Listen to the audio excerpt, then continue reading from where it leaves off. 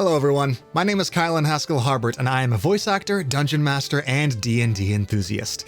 I love what I do, and I figured there would be no better way to increase my understanding of D&D, voice acting, and improvisational storytelling than to analyze the internet sensational show, Critical Role. In this video, or potentially series, I am going to be picking notable moments and techniques from both the GM and the player's perspective to improve my own skills and hopefully provide valuable information to anyone looking to understand what makes this table so special. Now, I am aware that these are industry professionals that have been acting for most of their lives, and I am also aware that eventually this show will become so heavily produced that it will go beyond what anyone can hope to replicate at their own table. So with that in mind, even though I do think that there is something to be learned from everyone at Critical Role, I'm going to be inserting reality checks, talking about my own experiences in D&D and how things we discuss would likely play out in my games. This should provide a better and more realistic expectation for the average dungeon master and player. But with all of that out of the way, let's discuss settings and character introductions, Critical Role style, in Episode 1, Arrival at Kraghammer. Welcome to the first episode of Critical Role. You made your way through the darkened alleyways and stone-carved tunnel that leads to the main central portion of the city proper. An enormous underground metropolis sprawls out before you, the dark earth and shadows framing beautiful stonework, marble columns, archways, and labyrinthine bridges climbing across the vertical cityscape, all warmed with the red glow of some strange crimson rock peppered throughout the town as a light source. A large metal forge envelops the center of the cylindrical city, and the entire city is a three-tiered cylindrical city that is built into the ground of the mountain itself. Welcome to Kraghammer. In this opening description or overview, Matt puts emphasis on the light and the shadow and the depth of the architecture all around the players. And I think this is to really hammer home the fact that this is a city that is underground and that they are crossing the threshold into a new, foreign, and unknown place. The overview is extremely important. After all, you only get one chance to make a first impression.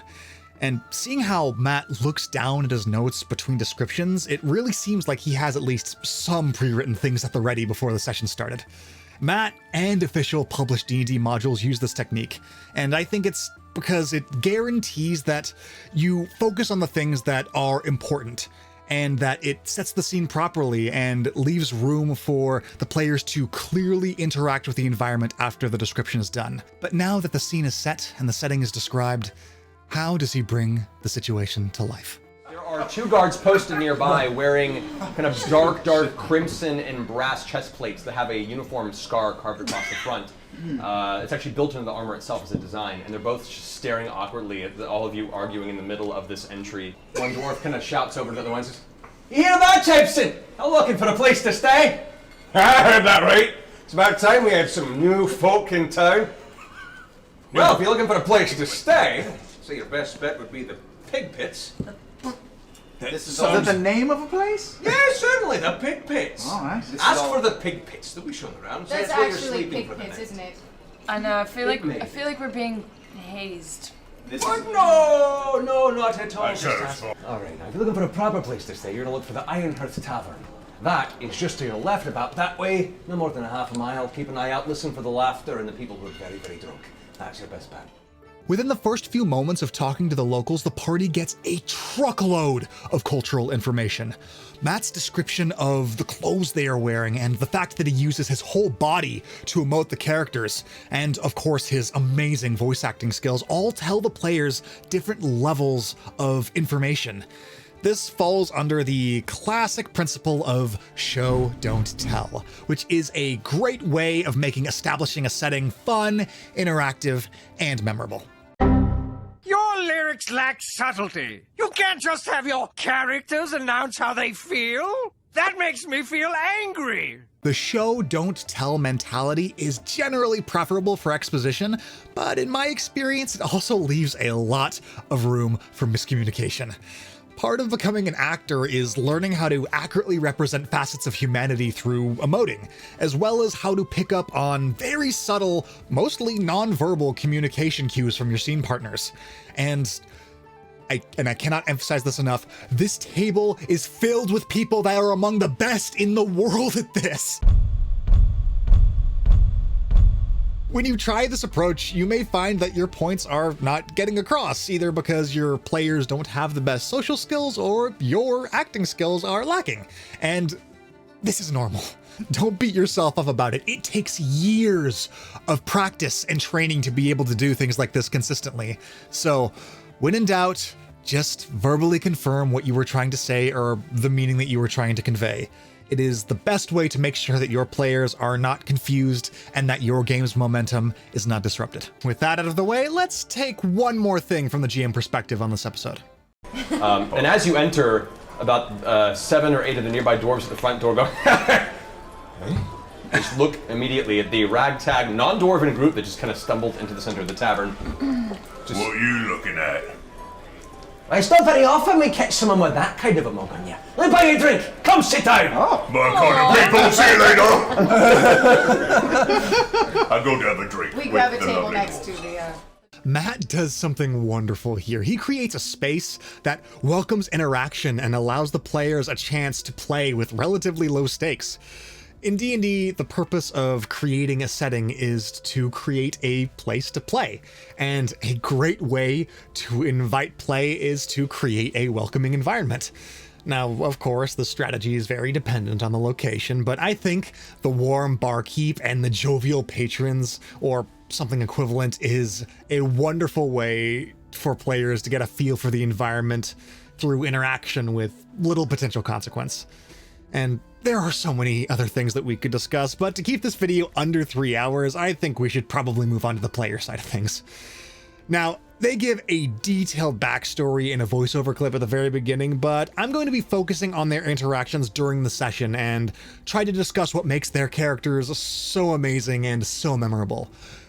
Spoiler alert, it's strong choices. Hello there.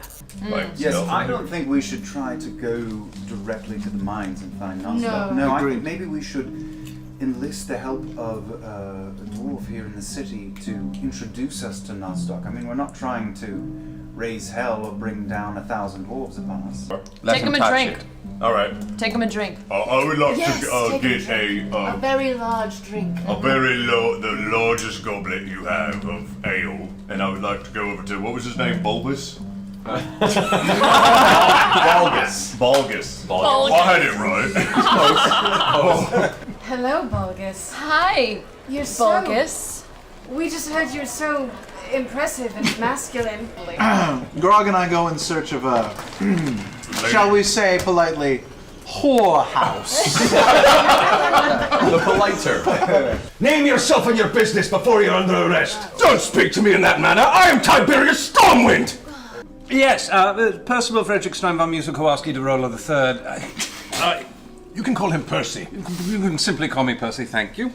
We're here to discuss some business with Lord Greyspine, and we have, of course, brought gifts and our charming company. Oh, wait. Swords Before out. we go up, Yes. I take the cask of ale and I grow some pretty flowers on it, and I make a nice, pretty bow. And Yeah, we're here to right wrongs and right lefts. And Acting works.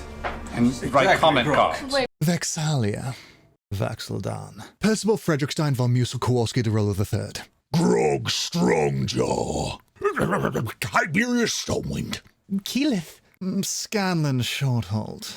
I think what makes each of these characters so enthralling from the very beginning is that every player at the table knows who their character is. And each of the players has their own quirks that they give their characters that they can express to keep scenes energetic and interesting.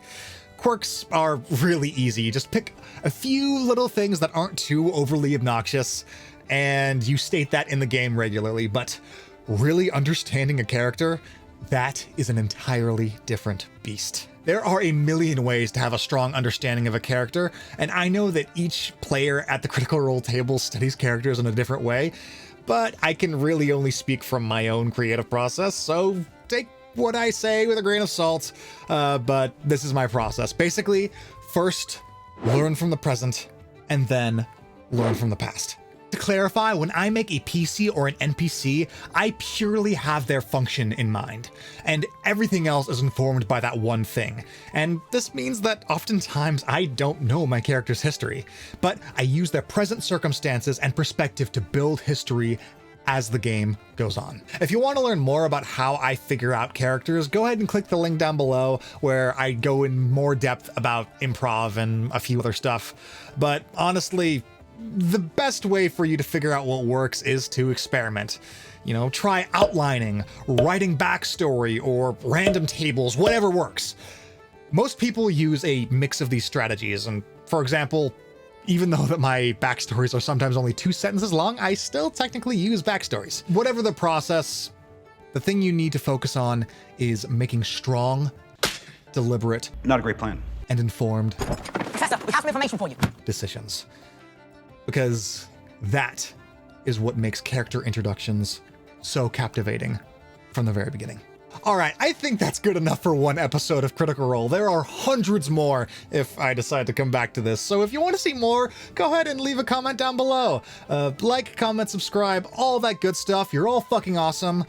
Hope to see you again very soon. Cheers. At least we can tell them what we know. Professor, we have some information for you. Are you going somewhere? Well, yes, urgent call, unavoidable, gotta go.